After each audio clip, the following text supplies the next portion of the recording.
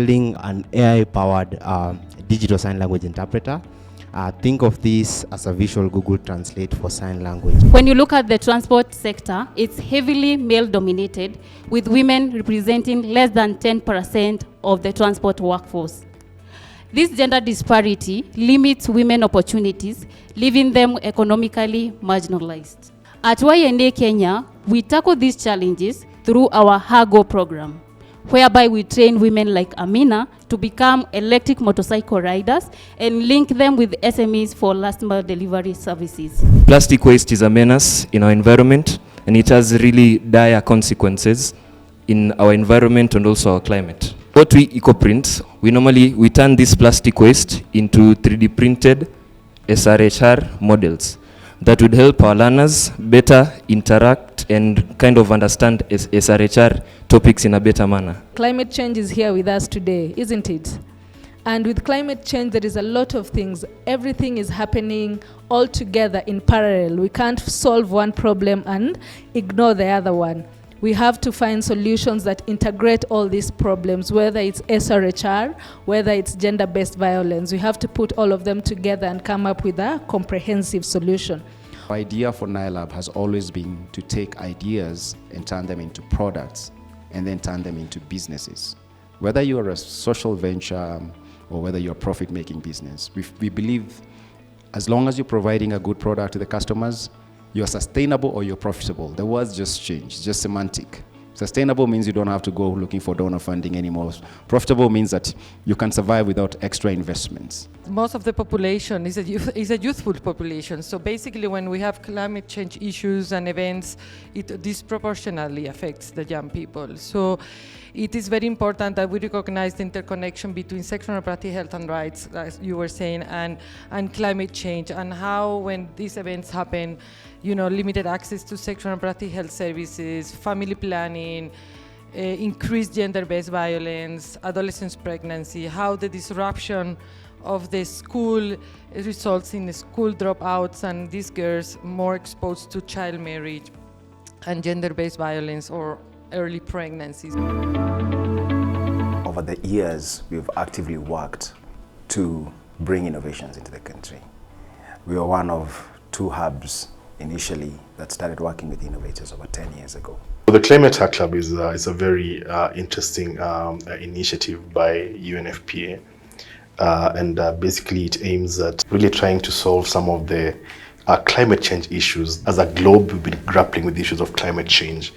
And basically as you look at climate change, it comes with very many dynamics, particularly when it comes to sexual and reproductive health and rights. Our main agenda right now is to always provide a platform for innovators to learn about building innovations. Our focus basically is really being able to partner with young people to identify potential solutions that can help build resilience, help them be able to deal with the issues of climate change, and also, of course, associated challenges with SRHR. The Hacklab is feeding into that solution and into that ecosystem that DSW is creating, where we're giving young people the agency, giving you the information, giving you the education, giving you all the structures that you need so that the solutions can come from you.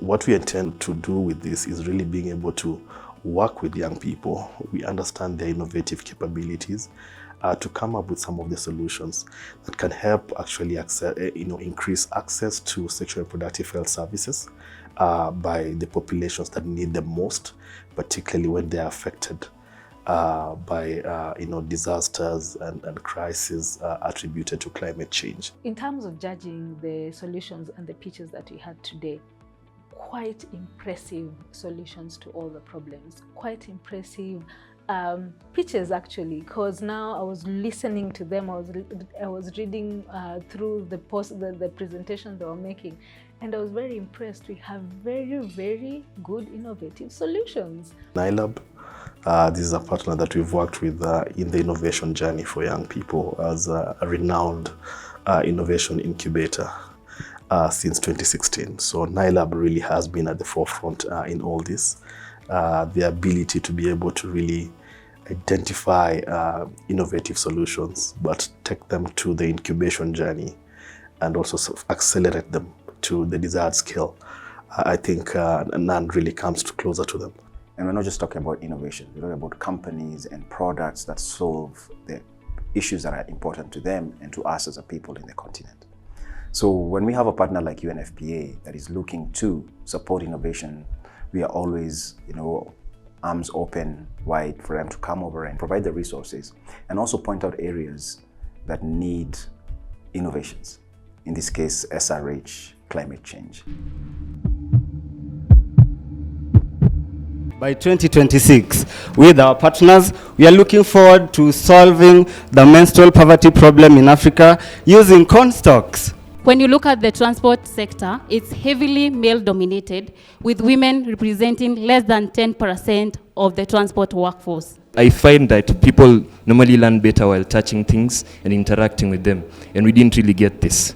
Another problem that's there is that plastic waste is a menace in our environment, and it has really dire consequences in our environment and also our climate. What we eco-print, or our solution, we turn this plastic waste into 3D printed SRHR models that would help our learners better interact and learn and kind of understand SRHR topics in a better manner. So I've brought one with me over here, and this one's supposed to be the female reproductive system. And are you thinking of any other raw material other than corn stalks because of the cost of maize farming becoming an impediment? If you know that now the prices are completely down and farmers are discouraged, suppose they stopped growing maize, what will happen? Can you address any feedback you may have gotten from the prototypes that you've already taken to the field? If you are to deploy this in an extremely remote rural area, let us say Kapedo, how would you do it, and what are some of the challenges that you would anticipate to address? It was quite interesting listening to the pitches and just going through the judging process, and it was so easy for us to agree on the top two. Actually, there was no contention. Even if you don't win the cash prize today, I know you'll get additional support that will grant you the success you require in your business. So congratulations to the top two and to everyone in the room. Drum rolls. One of you is just about right now to receive $5,000, which is about 700,000 Kenya shillings. Which basically means that you have done an amazing job, and the judges found that it's worth for you to use this money to keep on building what you're building. One of our winners today is none other than Sign Vas.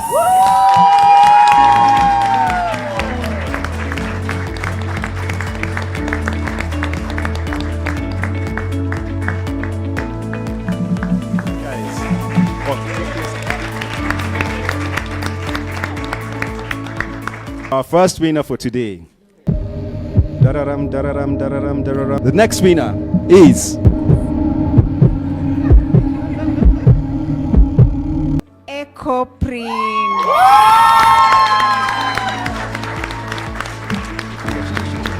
He definitely deserves it. It's been an incredible honor to be a part of the cohort for the UNFPA Nailab Hacklab.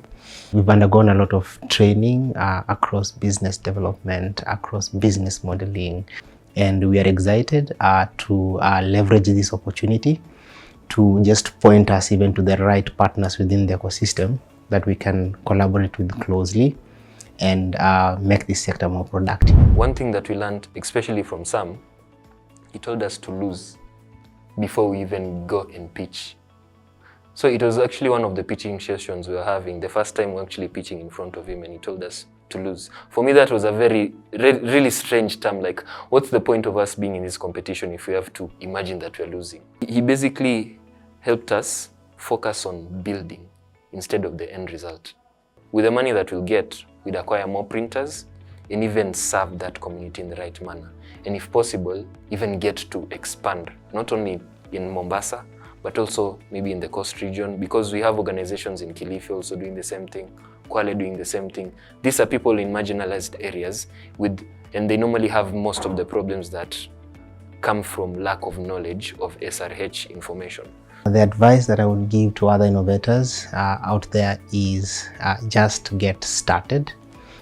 You will not have figured out everything, in the first month, 2 months. Just get started and interact as closely as you can with the end user. Validate. Focus on that problem, hold on to that feeling, then focus on kind of making a good product.